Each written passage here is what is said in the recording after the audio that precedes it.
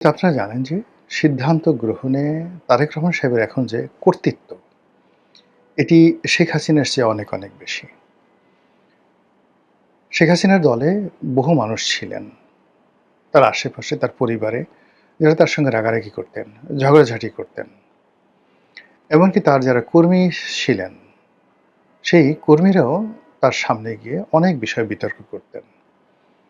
আমি যে সকল কথা আমি তো তখন বয়সে একেবারে নবীন একজন সংসদ সদস্য। যে সকল কথা আমি সরাসরি শেখ হাসিনাকে বলেছি এবং তার সংসদ সদস্য হওয়া সত্ত্বেও আমি যে সকল কর্মকাণ্ড করেছি, তার ১০০ ভাগের ১ ভাগ কর্ম যদি এই সময়টাতে কোনো বিএনপির এমপি বা মন্ত্রী করেন, তার ৩২ টা দাঁত উইদিন ৩২ সেকেন্ডের মধ্যে ফেলে দেওয়া হবে। কেন আমি বলি? ধরুন আমি সংসদ সদস্য।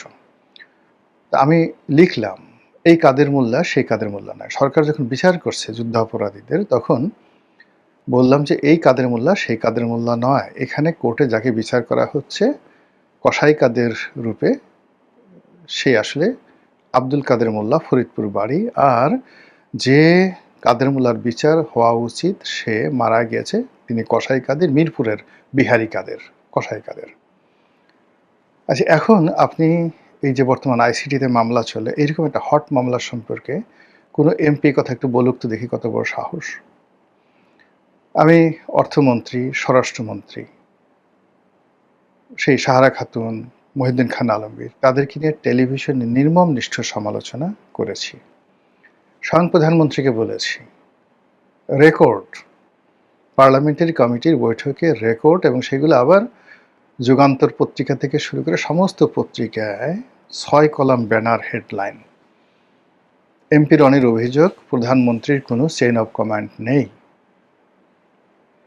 আপনি এরকম একটা কথা এখন কোন একজন এমপি বলুক, তারপর সেটা আসুক যে তারেক রহমান সাহেবের কোনো চেইন অফ কমান্ড নেই। দেখেন দাঁত কয়টা থাকে।